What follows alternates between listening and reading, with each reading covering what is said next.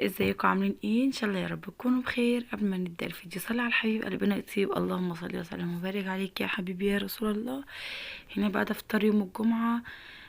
ده لبن فلاحي وبطاطس متقطعه شرايح، ودي بتنجانيه وفول وخيار وطماطم وفلفل، وده عيش طبعا كنت لسه جايباه من التابونة سخن يعني. فول بقى ومخلي اللفت وكده. هاخد بقى كده حوالي معلقتين شاي نشف عادي، بعمل الشاي بلبن كده وبحطه على البوتاجاز بقى. وهنا بقى حطيت بقى الطاسة، فحطيت بقى فيها البطاطس. طبعا انا مرضتش انزل لكم الفيديو كله فطار وغدا مع بعض، هنزل لكم غدا ان شاء الله الفيديو الايه اللي جاي. فهنا بقى بصوا اوريكم المعالق الجن اللي مختارها يعني عشان كبيرة طويلة، شكلها عجبني فجبتها. وهنا بقى كنت غسلهم بطاطا يعني وكده، فقلت احطها بقى في الفرن تشوي. بغسلها بالفرشة اللي هي بتاعت في فرشة للسمك وفي فرشة للبطاطا والبطاطس الحاجات دي، فهي عندي. هنا بقى حطيت سكر في البتاع، ونقطعت بقى اسمه ايه، الخيار والقوطة وفي خلل وكده. حطيت البتنجانية تشوي على البوتاجاز، انا بحطها كده مباشرة على البوتاجاز. وهنا بقى كنت يعني ما بتك عليها القشة وبقلبها على الجنب التاني. وهنا بقى طبعا اللبن كان قرب يفور، فهحطه بقى هنا في الكوبايات يعني، وايه يبرد يعني جنبنا يعني لحد ما ايه ما اخلص الاكل عشان الولاد يعرفوا يشربوه. وحطيت الفول طبعا هو جاي متحوج، انا يعني بقوله زود التحويجه وهو بيزود التحويجه.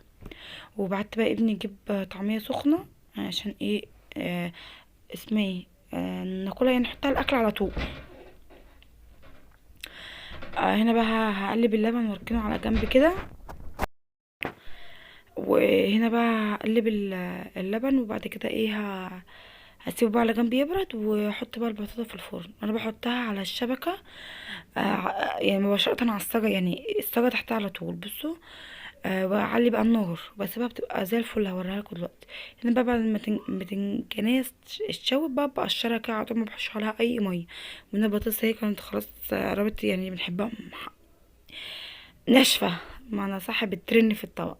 هقشر بقى البتنجانية، وبعد كده بقى تحت شوية البقدونس وفلفل وطحينة. ما حطيتلوش فلفل سبايسي، بس هقلي فلفل سبايسي. هنا بقى بعد ما طلعت البطاطس حطيت بقى قرن الفلفل بقى، يعني بخرمهم كده من النص عشان ما يفرقعوش وشي. فيعني انتم لا برضه عمالة اقلبه اليمين وشمال مش راضي يتقلب.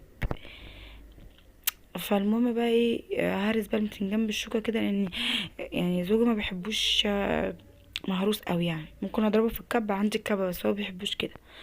وبحط له بحطلوش توم بصراحه عشان القولون عندنا تعبنا بقى، بحط له ملح وكمون بس. وهنا بقى طلعت الفلفل اهوت، وجبنا بقى الطعميه السخنه اهيت حطيتها كده في البتاع. بحبها قوي الطعميه دي مع حته فلفل كده وخيارويه او طماطميه، بحبها قوي الاكله دي كده على بعضها. وادي بقى هنا خلاص كنت خلصت الفطار خلاص اهوت، يعني اتفضلوا معانا. والشاي بلبن كان لسه سخن. نعم. هنا بقى البطاطا اهي بعد ما تشوب بقى كده في الفرن، بصوا العسل بتاعها ما بتعمليش اي حاجه بصراحه في الفرن، يعني انا بشويها كده على طول بتبقى زي الفل. بصوا بقى اهي، بصوا طريه جدا يعني بصراحه اهي، بصوا زي ما انتم شايفين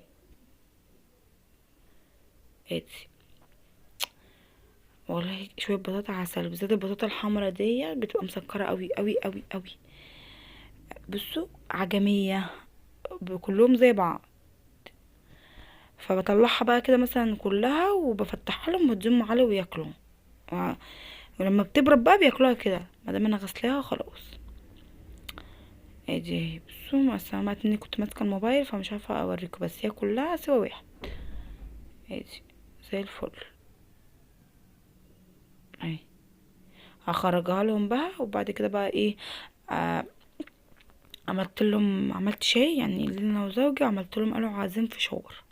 ما هم بقى لازم يتدلعوا عليا من الجمعة اجازتهم. انا بقى كنت الموبايل كان التصوير مش عاجبني فجريت الفيديو. حطيت شوية زيت وبحط الذرة الفشار، بحط ملح، واول ما بيبدأ يطقطق بغطي عليه.